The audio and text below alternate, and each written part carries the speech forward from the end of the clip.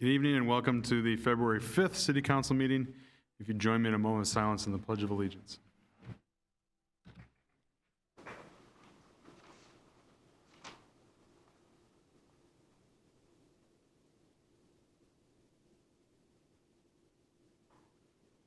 Pledge allegiance to the flag of the United States of America and to the republic for which it stands, one nation, under God, indivisible, with liberty and justice for all.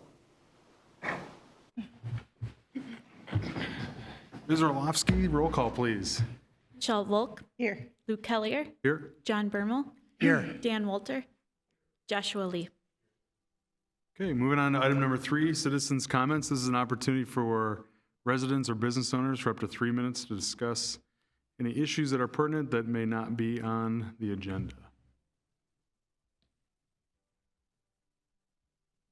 Okay, moving on. Additional agenda information, Mr. Miller.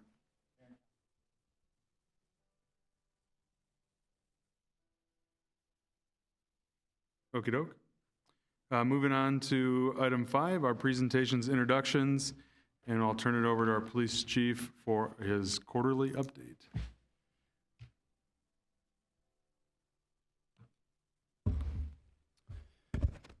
Good evening, Mayor, members of the council, here tonight to report our quarterly update covering the final 3 months of 2023. And as we do, starting out with our mission statement, the Lakeville Police Department exists to ensure an excellent quality of life in Lakeville by serving and protecting in a professional and innovative way. Highlighting some staff achievements here, and what we've tried to do is add a few more photos to try to put names with faces a little bit to the extent that we can. Sometimes we see one or the other, but not always in conjunction. So all 6 of these officers were named field training officers in the last few months of 2023. And they join a group of already trained field training officers with a growing and evolving department. We're always training people, so adding a few folks to the cadre of trainers is very helpful. So Bill Considine, Ariel Huddleston, Nick Jacobson, Mariah Kellington, Jeremy Lerfald, and Jolene Worden were officially named. And a field training officer spends a handful of months onboarding and spending one-on-one training time with our new sworn officers as they start out. And it's not just being a good police officer that makes a good trainer, but a good coach and mentor as well. And these folks all have exhibited those qualities. Jeremy Lerfald on the bottom left, his time is short-lived as he was recently promoted to sergeant, so he'll be quickly transitioning out of that role, but that's a good move for him. Continuing on with some achievements, awards and recognitions. On the left there is Officer Emily Bears. Emily was instrumental in coordinating our open house, as you recall probably from last May, the first time we have done it in a number of years. She really took the lead on that. A lot of logistics involved. We really didn't know what to expect from a turnout standpoint. She did a great job in organizing that. And then on the right, 2 of our sergeants, Josh Flynn and Thor Howe. They're 2 of our lead instructors with our use of force training division. Sergeant Flynn more on the kind of the hand-to-hand defensive tactics side, and Sergeant Howe on the firearm side. But we've really worked to kind of reinvent a lot of the training that we do to more simulate realistic situations, a lot of moving and shooting on the range, and incorporating some jiu-jitsu training in with our defensive tactics. And both of those guys have done a great job in bringing those new skills and those new ideas to our training team. Some happenings with our community engagement folks and our staff in general. On the left there was our 3rd and final Custard with a Cop of 2023. This one was out at Ardmore Village, where we kind of take over the office space there and welcome the community in, answer questions, interact with families and kids, hand out some goodies. Culver's does a great job of sponsoring and providing custard, so custard or ice cream always draws a crowd, which is helpful. So they enjoy doing that. We were also at Queen Anne Courts in Lakeville Point earlier in the year. And then 4 events on the right, they're all kind of holiday season related. The Cops and Coats is a drive that we host and take new and gently used coats and donate them to the Lewis House 360 Community Shelter. Shop with a Hero is in conjunction with the fire department, where we pair up with some families in need. They provide shopping lists. We hit target and pair up a young kid with a police officer or firefighter. It's a great event. I think our staff enjoys it just as much as the kids do. Toys for Tots is part of obviously a larger campaign where we provide some drop boxes and help get toys up to the Care 11 facility for the big drop.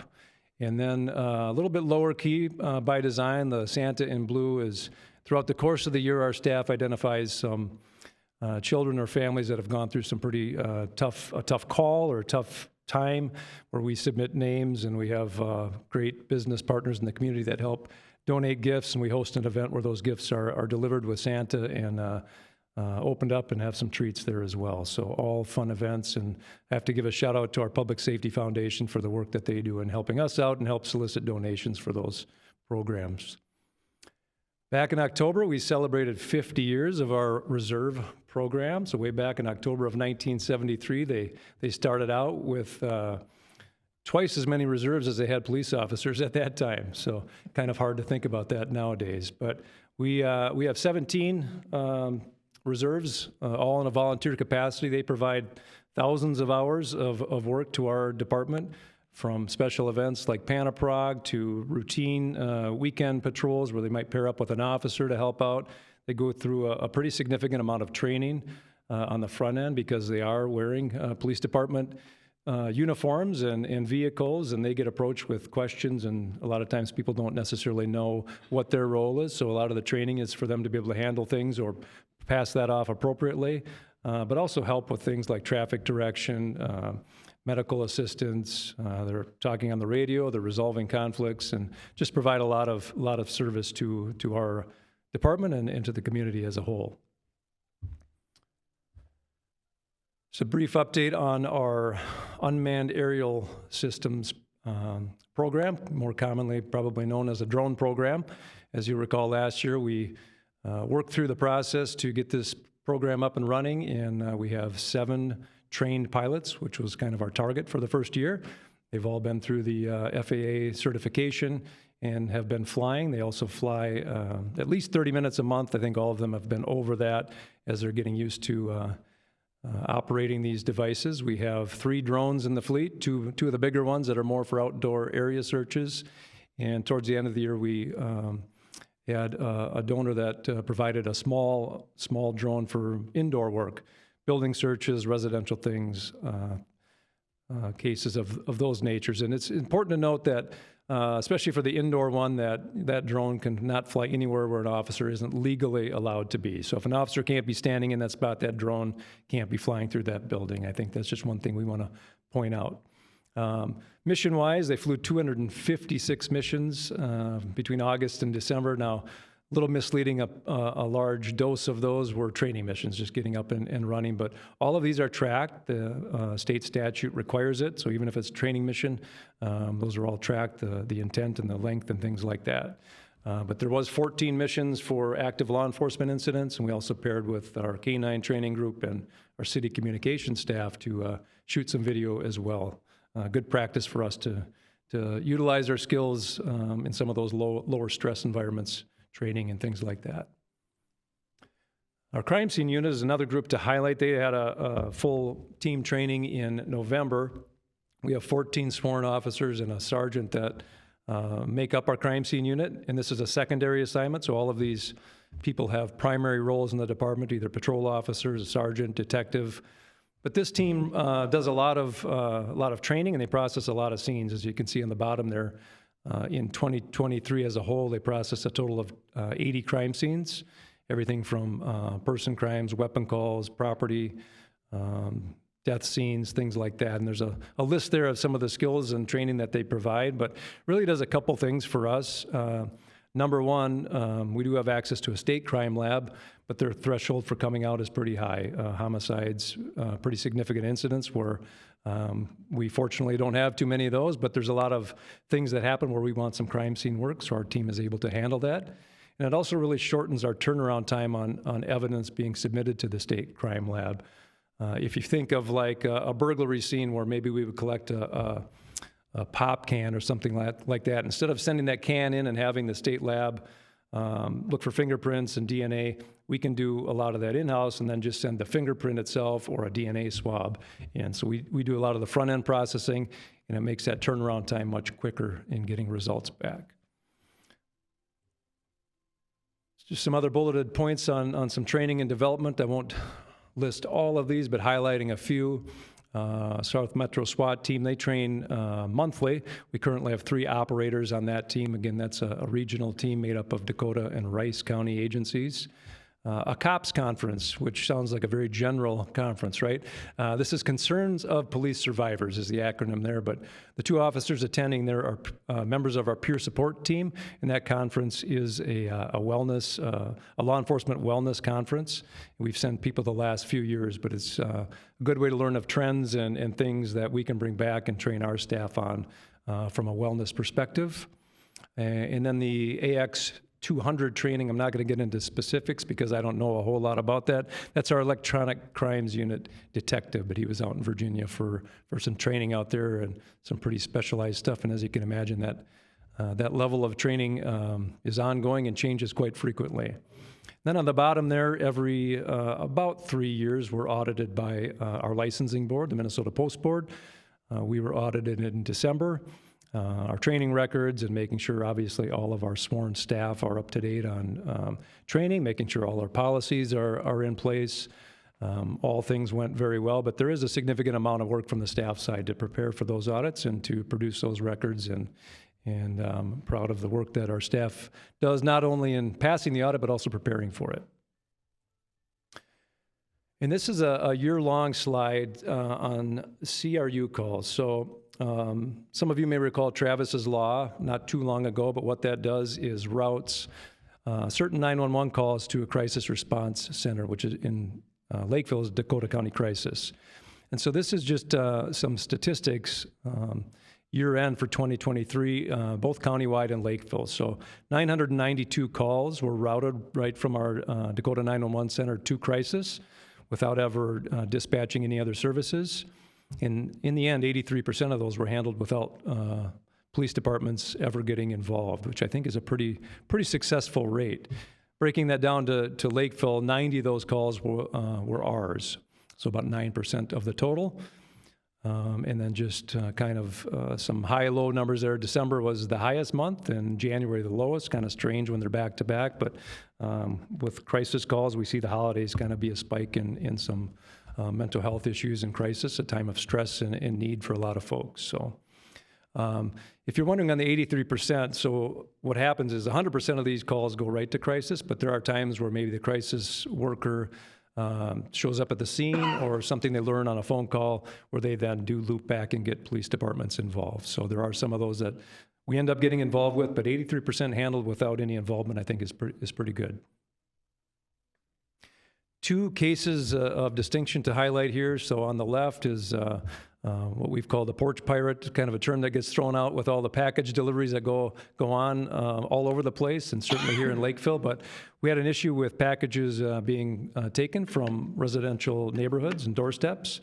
We were able to develop a suspect in a suspect vehicle, did some surveillance, and actually were able to catch this person freshly leaving the scene of a stolen package and got the vehicle stopped and ended up recovering over 80 items, 30 victims. Almost all were reunited with happy owners, and the driver and the suspect here was charged with a couple felonies related to mail theft. So those are a little bit tough to investigate, and it took a lot of time with our staff and following, and a lot of good tips submitted as well from our public that noticed things that didn't seem in place. So we're happy for people speaking up when they see something in their neighborhoods. And then on the right, kind of a nice story with our embedded social worker, Jess Hoppy.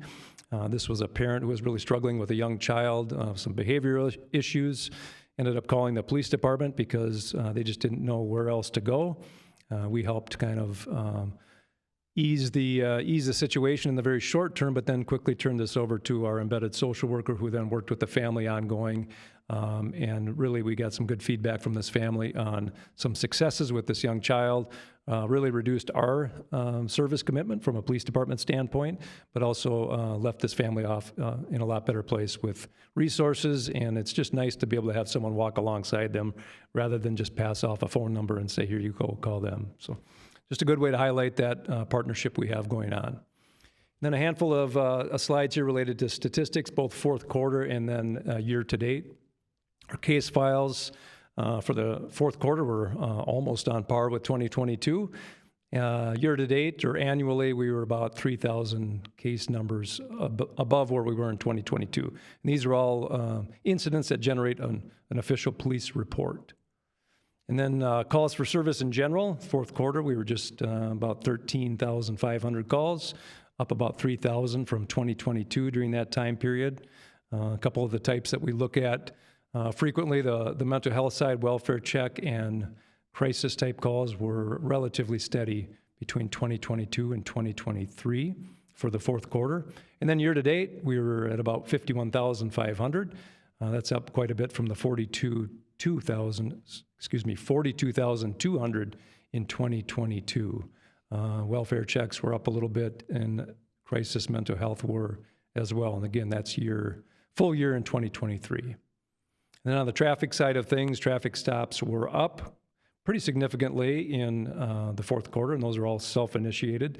We have a dedicated traffic card, did some other traffic details where we focused on some problem areas. It's hard to totally tell if there's correlation there, but when traffic numbers are up, it's good to see crashes and especially personal injury crashes down. With vehicle speeds and enforcement out there, we're hoping that's making a difference. And then year to date, again, the traffic stops are up quite a bit. Property damage crashes were pretty equal to 2022. And personal injury were up a little bit. And to get a personal injury crash, it's anybody claiming injury during a crash. Doesn't necessarily mean they went to the hospital or even were visibly injured, but if they're claiming injury, it goes down as a personal injury crash. So a real variety of injury types there. Some of our major offense reporting between 2022 and 2023 year to date. Our DUI, driving under the influence offenses, were up by quite a bit. Again, that kind of leads back to our proactive traffic work. Aggravated assaults were up by about 10. Vehicle thefts were down, which is good to see. We had quite a few of those in 2021 and 2022. Vandalism up a little bit, and holding pretty steady were weapons and sex offenses.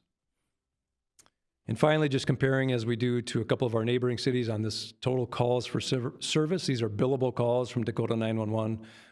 We were up a little bit from Burnsville and even more so from Apple Valley. So 46,446 for us.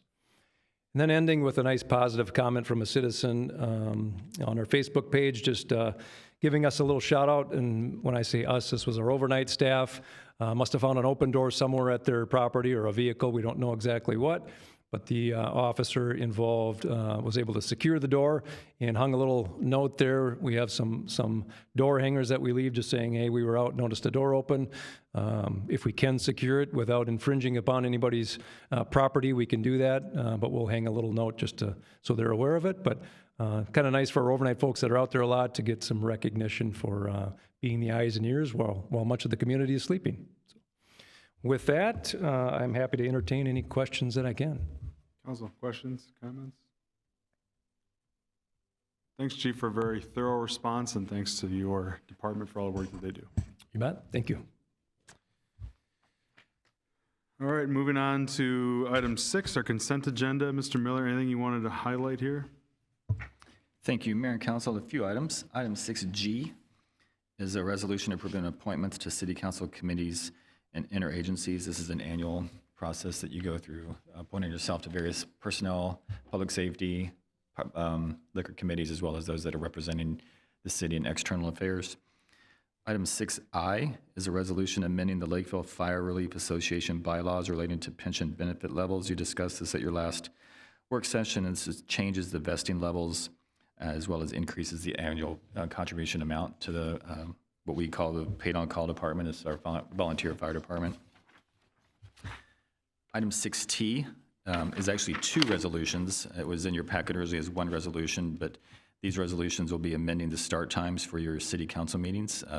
This council discussed this at your retreat and have agreed to change both regular city council meetings and work sessions to 6 p.m.